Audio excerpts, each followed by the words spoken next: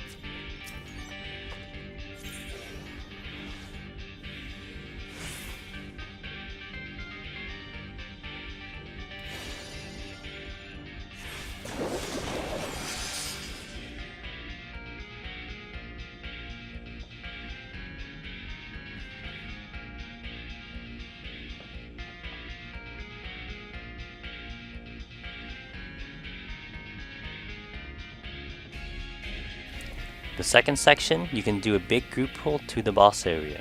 It's fairly easy pull compared to the other pulls in the past. After the first pull, you have to kill one more group to get to the boss.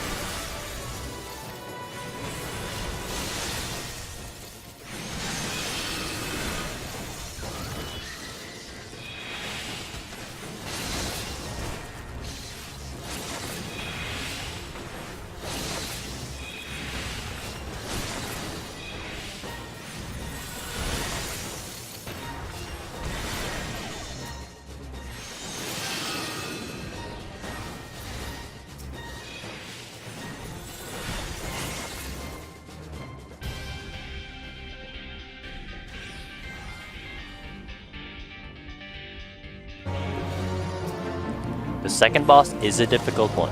It's designed as a DPS check once you get to 50%, so you most definitely have to set up a big burst finisher to clear this one. His general attack rotation is not too bad to handle overall, so your main goal for the first 50% is to have your MP full, have Lucid up, and all your primal spells available by the time you hit 50%.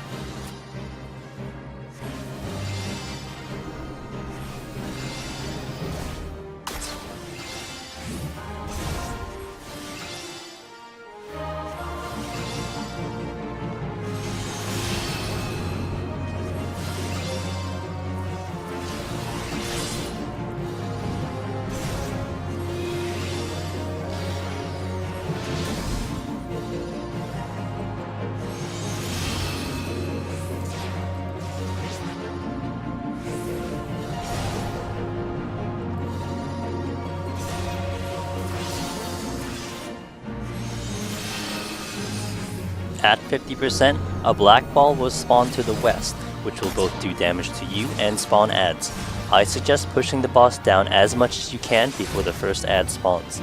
Once that ad spawns, try to get rid of it as fast as you can and set up your finisher. After the first ad spawn, ads will continually spawn as the fight drags out, and the ads will double up very quickly. The magic number you want to aim for is as high as 45%, and hopefully before the first ad even spawns, you have the boss around that number or lower and the full burst ready to launch.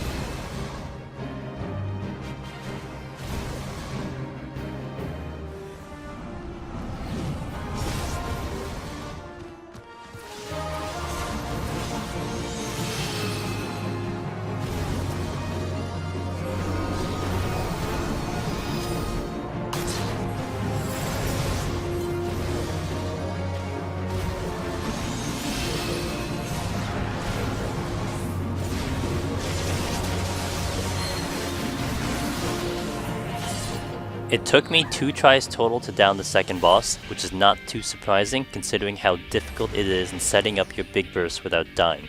You don't need a max potion of intelligence to beat this one, but it may help you out.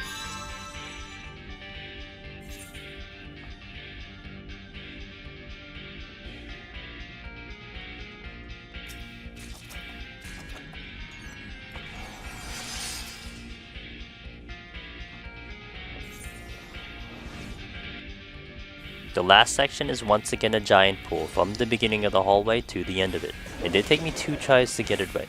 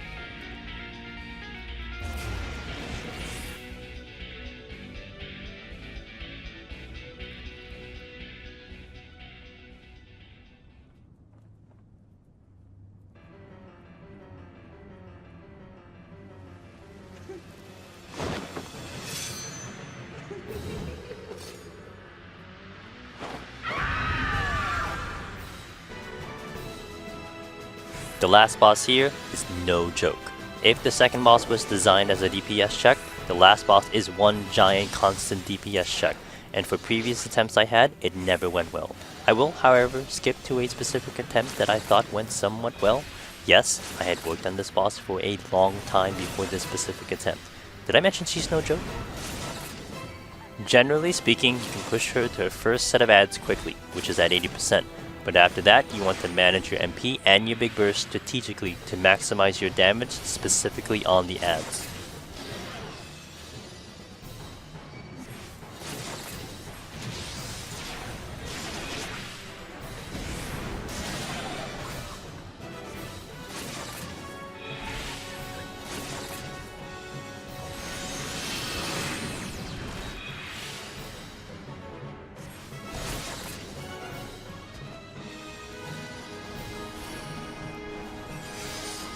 At 80%, the Manor Sentry will spawn. I suggest chilling a bit after it spawns to silence the Stone Skin it casts on the main boss. You can use Flying Sardine, and I highly suggest you do stop the Stone Skin because it's a pretty significant buff on the boss and it takes a while to break. Full burst the Manor Sentry with whatever primal spells you have. Getting it to about 60% should be enough to easily survive Blood Rain. As you get through the ads, her spells get stronger. You can weave in your tank stance, otherwise just prepare to cure up when Void Thunder goes off. Be aware of her HP percentage. 60% is the next important number, and depending how well you bursted the Manor Sentry and if you stop Stone Skin, you may be really close to 60% before your primal spells are back up or before your MP is back at a good level. She won't do anything involving a DPS check at this stage of the fight, so you can take your time to get everything back in order.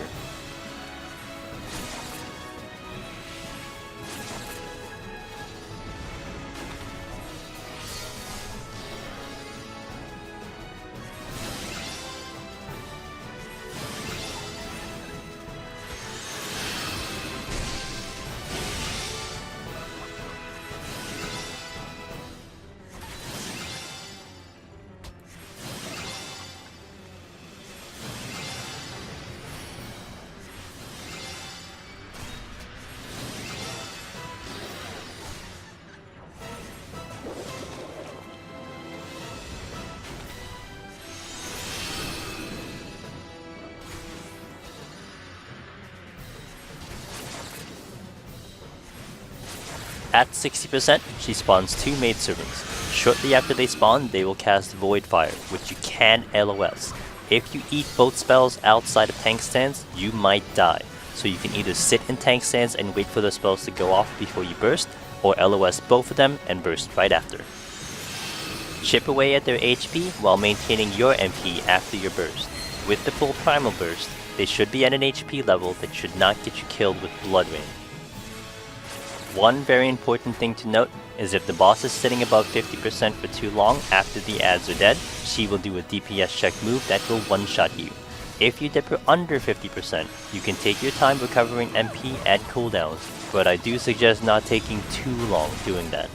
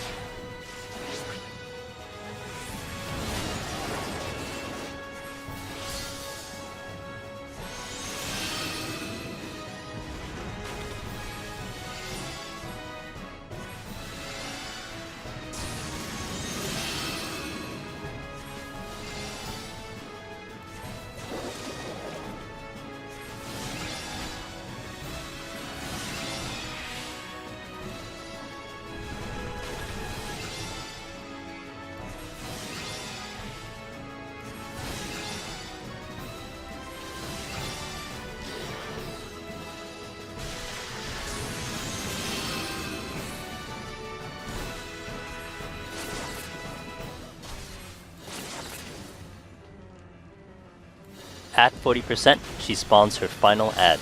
Previously, I had tried to do as much damage to said ad, but the strategy I ended up going with was a full big burst on the boss. The second boss's magic number was 45%, so the final boss being at 40% already gives you a pretty decent chance to finish this fight out.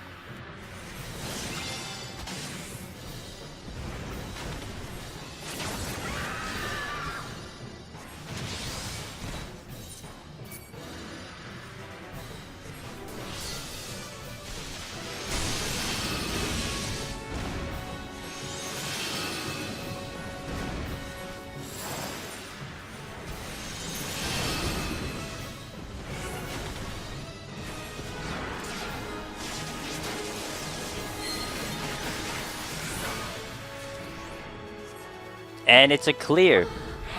Don't worry about the clear time in this one, okay? On this run, I had to try a whole bunch of things to try to beat the last boss. And in probably my last attempt I had enough time for, I found a strategy that worked. I did not crit or direct hit Final Sting, so doing a big burst once that last ad spawned should be a fairly safe method to win. The difficulty is making sure you don't wipe while setting up the entire burst. Void Thunder 4 does about half your HP with tank stance up. I had almost written this dungeon off for unclearable, but I'm really glad I was able to find a way through. Anytime you mention DPS checks and then have to do something solo, usually never ends well. This will end my narration and the run itself. Thanks for watching. Comment below what you think, toss some likes if you wish, and look forward to more videos like these in the near future. I hope you enjoyed this video. Take care.